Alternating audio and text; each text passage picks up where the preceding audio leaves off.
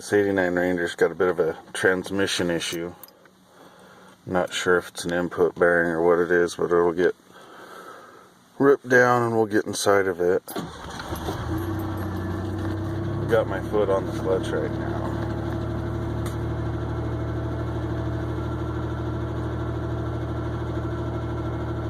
Let the clutch out.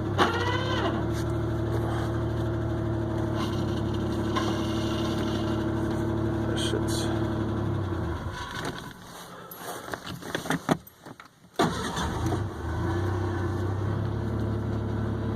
This thing hasn't ran much lately. Oh. It's not sounding very good today. Maybe it's not. I don't know. It's in gear. I'm stuck in the ice.